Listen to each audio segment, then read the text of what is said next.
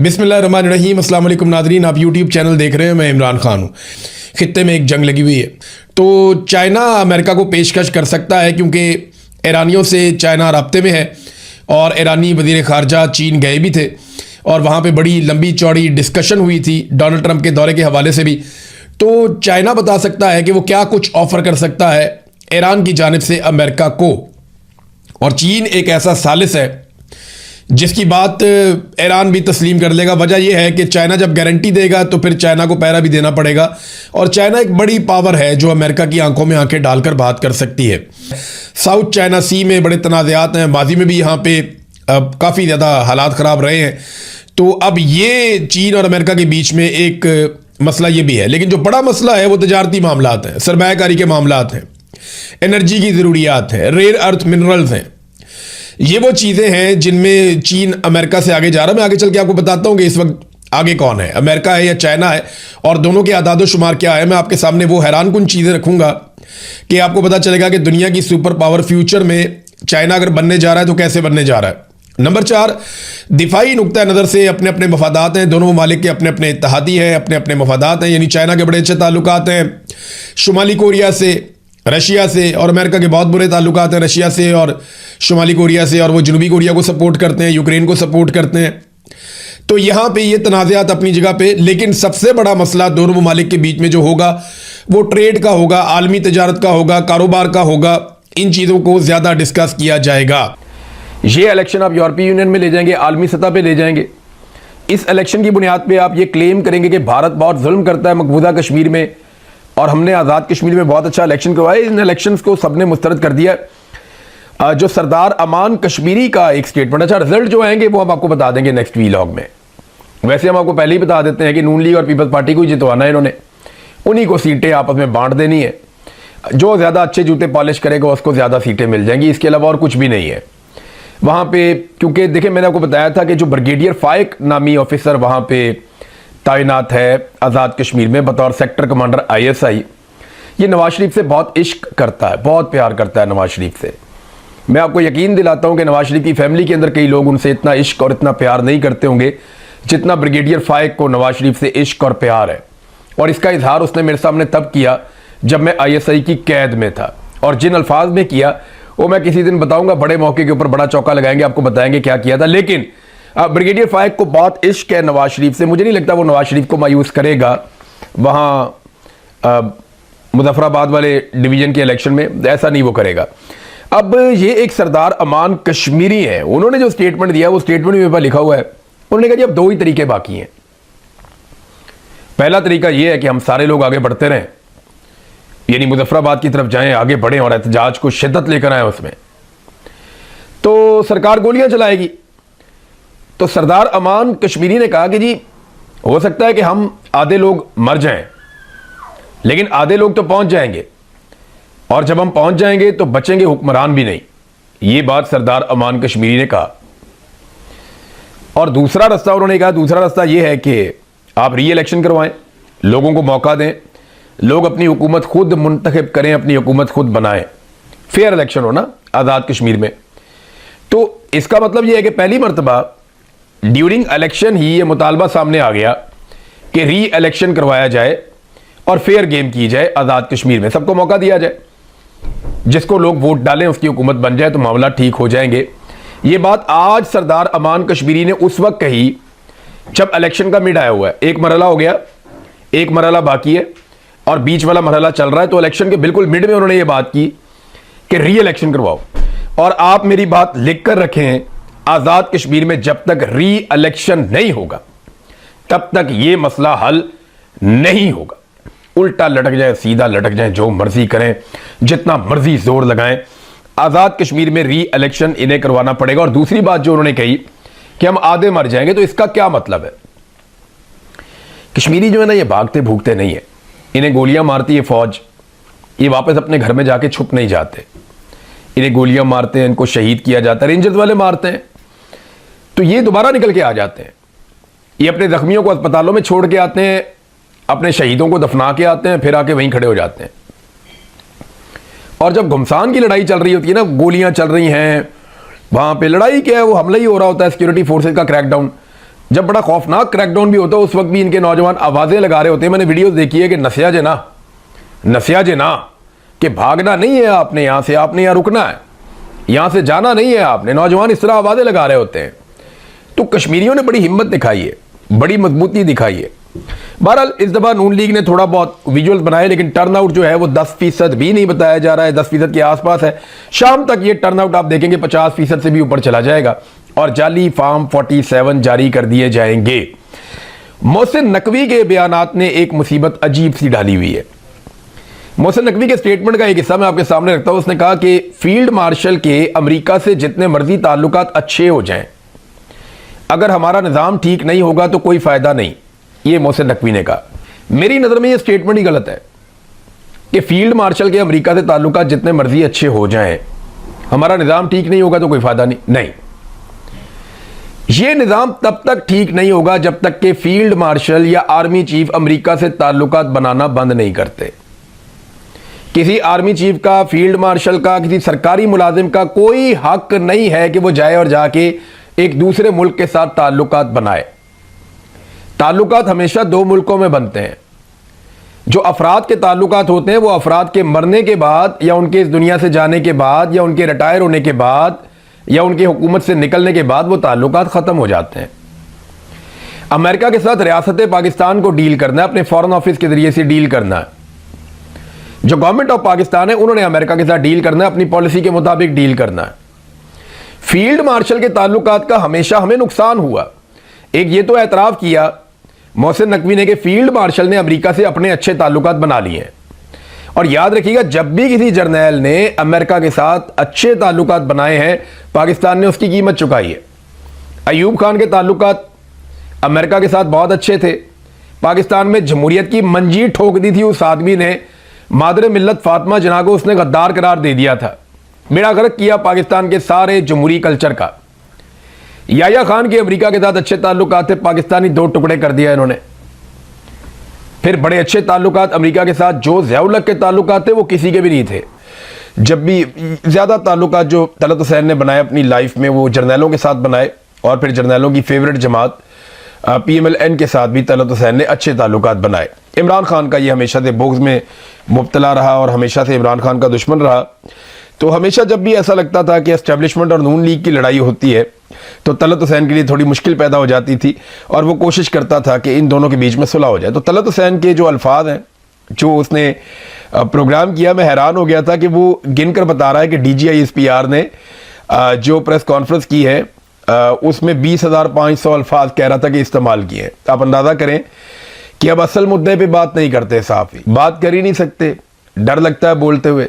साहब बहादुर नाराज़ हो जाते हैं और घर से उठा लेते हैं, टॉर्चर भी करते हैं, फैमिली को भी नुकसान होता है, कारोबार बंद कर देते हैं। आपके घर में कोई और कोई काम नहीं कर सकता, चाहे आपके घर में कोई बहुत अच्छा खिलाड़ी भी हो वो भी नहीं खेल सकेगा, चाहे वो किसी भी मैदान का हो।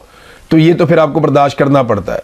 तो जब आपका बहुत बड़ा सहाफ़ती नाम हो और आपकी औकात ये रह जाए कि अब आप आर्टिफिशियल इंटेलिजेंस के ज़रिए से अल्फाज गिनेंगे कि जनाब आर्टिफिशियल इंटेलिजेंस को हमने कह दिया, वो हमें बताएगी कि DGI-SPR की जो पूरी प्रेस ब्रीफिंग है उसमें टोटल कितने अल्फाज इस्तेमाल हुए, तो जनाब पता चला 20,500 से ज़ायद लगभग 21,000 के करीब अल्फाज इस्तेमाल हुए। इतने घंटे इतने मिनट तक ये प्रेस कॉन्फ्रेंस चलती रही।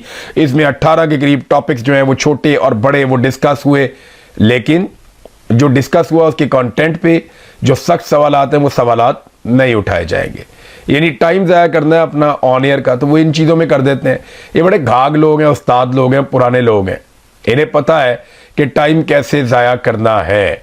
और ये एस्टेब्लिशमेंट से बिगाड़ के सर्वाइव ही नहीं कर सकते। हर दौर में ये एस्टेब्लिशमेंट के मरहूने मिन्नत भी रहे हैं, उनकी गुड बुक्स में भी रहे हैं और अपने आप को सहाफ़ी साबित करने में भी कामयाब होते रहे हैं। नाज़रीन, एस्टेब्लिशमेंट को ऐसा लगता है अभी भी एक चीज़ की गलत फहमी है।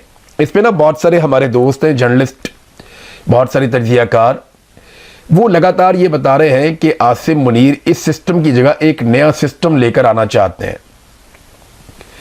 अब मिलिट्री एस्टेब्लिशमेंट इस गलत फहमी का शिकार है कि हम तो बड़े मकबूल हैं, लेकिन ये जो पॉलिटिकल पार्टीज जिनका हमने साथ दिया इनकी वजह से हम गैर मकबूल हो गए।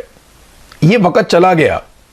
ये 2022 की बात है जब मिलिट्री एस्टेब्लिशमेंट ने ये फैसला किया कि वो नवाज शरीफ को और जरदारी को सपोर्ट करेंगे। तो उस वक्त पाकिस्तानी मिलिट्री एस्टेब्लिशमेंट के या जर्नैलों के इसलिए खिलाफ हो गए कि यार आप ऐसे नालायकों को, नकम्मों को और चोरों और डाकुओं को आप सपोर्ट करने जा रहे हैं। तो क्योंकि आप इनको सपोर्ट करने जा रहे हैं इसलिए लोग इनसे नाराज हो गए और इनकी मकबूलियत में काफी कमी आई। लेकिन अब पुलों के नीचे से बहुत पानी निकल गया। अब लोग ये समझते हैं कि नवाज शरीफ और जरदारी इतने बड़े कसूरवार नहीं है जितनी बड़ी कसूरवार पाकिस्तान की मिलिट्री एस्टेब्लिशमेंट या ये जर्नैल जिनके कंट्रोल में सारा निजाम है, जितने बड़े जिम्मेदार ये हैं हर खराबी के। अब पाकिस्तानियों की सोच बदल गई है, लेकिन मिलिट्री एस्टेब्लिशमेंट को ये लगता है क्योंकि हमने इंडिया से लड़ाई जीती है, हम कोई ना कोई गेम डाल देंगे तो पब्लिक हमें माफ कर देगी। ये सियासतदानों की वजह से हम गंदे हो रहे हैं। अब देखें ना, जब आपके आसपास से खुशामदी होते हैं ना तो वो आपको ऐसी बातें बताते हैं, फिर आपको लगता है कि शायद आप बड़े मकबूल हैं, ये तो सियासतदानों ने आपको गंदा किया हुआ है। ऐसा होता है, इस तरह की गलतफहमियां हो जाती हैं और हमारी एस्टेब्लिशमेंट को अभी भी ये गलतफहमी है। उन्हें लगता है कि वो खुद आ जाएंगे या कोई और निज़ाम ले आएंगे तो लोग कबूल कर लेंगे। वैसे भी लोगों की इनको कोई ज़्यादा परवाह है नहीं। तो मोहसिन नकवी ने जो ताजरों को पैगाम दिया, मोहसिन नकवी के ज़रिए से एक्चुअली वो पैगाम आसिम मुनीर साहब का ही था, वो जो दिया गया ताजरों को, तो उन्होंने अपनी इंटेंट शो की है। उसके बाद नवाज शरीफ ने, शहबाज शरीफ ने, इसाक डार ने, मरियम नवाज ने और दो चार लोग हैं इनके अपने किचन कैबिनेट के, इन्होंने बैठ के एक मीटिंग भी की है, उसके बारे में भी खबर आई है। जबकि राना सनाउल्लाह और ख्वाजा आसिफ, ये दो बहुत करीबी लोग हैं नवाज शरीफ के, शहबाज शरीफ के, इन्होंने बाकायदा मोहसिन नकवी को चैलेंज भी किया, उसके खिलाफ स्टेटमेंट दिया। राना सनाउल्लाह ने ताना देते हुए कहा कि जिस निज़ाम के तुम खिलाफ बात कर रहे हो उसी निज़ाम में आपने 30 साल का सफ़र 3.5 साल में तय कर लिया। जबकि ख्वाजा आसिफ ने कहा कि नेशनल एक्शन प्लान की बात DGISPR ने की तो उसका तो एक पॉइंट सिर्फ फौज ने पूरा करना था और बाकी 12 पॉइंट तो वजारत दाखिला के अंडर थे। तो आपने उन 12 नुकात के ऊपर कुछ नहीं किया, तो आपकी बैड गवर्नेंस तो आपकी है कि वजारत दाखिला ने अपना काम नहीं किया और मोहसिन नकवी साहब अपना काम करें। उनके ऊपर तनकीद हो रही है।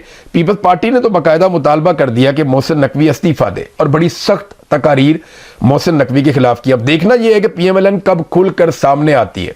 लेकिन ये खबरें मार्केट में चलाई जा रही हैं कि कोई टेक्नोक्रेट हुकूमत ये लेकर आ जाएंगे या कोई कौमी हुकूमत बनाने की ये कोशिश करेंगे या कोई सदारती निज़ाम ये लेकर आना चाहते हैं। मोहसिन नकवी का नाम लिया जा रहा है, शायद वज़ीर आज़म इसको बना दिया जाए। तो ये कुछ ना कुछ इस तरह का मंसूर अवान जो अटॉर्नी जनरल है उसका भी कोई नाम ले रहा। देखिए बात यह है कि आप निज़ाम जो मर्जी लें, लोग नवाज शरीफ और जरदारी से बड़ा कसूरवार फील्ड मार्शल आसिम मुनीर को मानते हैं। मैंने एक सर्वे करवाया ना, मैंने लोगों से पूछा कि आप ये बताएं कि मौजूदा खराबियों का जिम्मेदार कौन है, बड़ा जिम्मेदार कौन है, नवाज शरीफ, जरदारी या फील्ड मार्शल। तो लोगों ने जो पहला 1-1.5 घंटे का सर्वे था उसमें वन साइडेड जा रहा था, पूरा का पूरा सर्वे वन साइडेड जा रहा था। 95% से ज़्यादा लोग वो खड़े हुए थे आसिम मुनीर साहब के खिलाफ और नवाज शरीफ और जरदारी के साथ। लेकिन फिर एकदम मिलिट्री एस्टेब्लिशमेंट इसके अंदर पड़ती है और एकदम बहुत सारे वोट पड़ते हैं और एक ही तरफ के वोट पड़ते हैं। ये वो वोट हैं जो मैंने आपको बताया कि बहुत सारे बेचारे मासूम सिपाही, बेचारे मासूम लोग, कमज़ोर लोग जिनका पॉलिसी बनाने में कोई किरदार नहीं है, उनके अकाउंट्स बनवाए गए थे और उन्हें जब ऑर्डर दिया जाता है तो वो एक साथ शुरू हो जाते हैं बेचारे। तो इन्होंने फिर बॉट शॉट लगा के कोशिश करके इन्होंने उसको मैनेज करके थोड़ा बहुत फेस सेविंग लेने की कोशिश की है। तो वो अब इस बात के ऊपर बज़िद है कि नहीं, हमें लोग प्यार करते हैं, असल में इन सियासतदानों की वजह से लोग हमसे नफरत करते हैं। ऐसा नहीं है।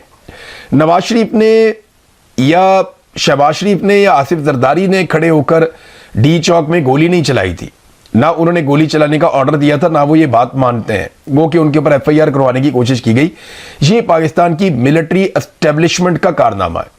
इमरान खान साहब के साथ जो कुछ भी हुआ उन्होंने कभी नहीं कहा मेरे साथ ये नवाज शरीफ ने किया या जरदारी ने किया।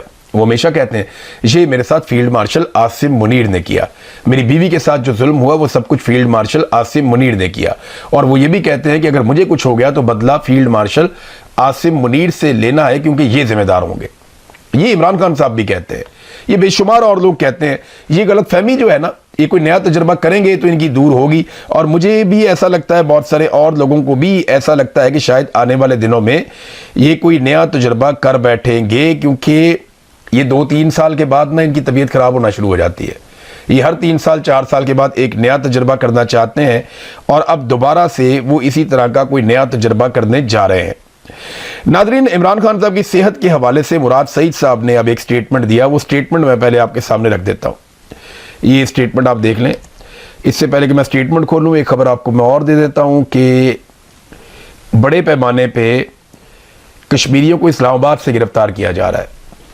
इस्लामाबाद पुलिस को ये ऑर्डर मिल गए थे और चंद सहाफ़ियों को ये इन्फॉर्मेशन मिली और सहाफ़ियों के जो ग्रुप्स हैं उनमें ये बातें फैला दी गई कि जिस सहाफ़ी ने भी कश्मीरियों के एहतजाज को कवर किया है वो फौरी तौर पे गायब हो जाए, क्योंकि अब उनके ऊपर क्रैकडाउन होने वाला है।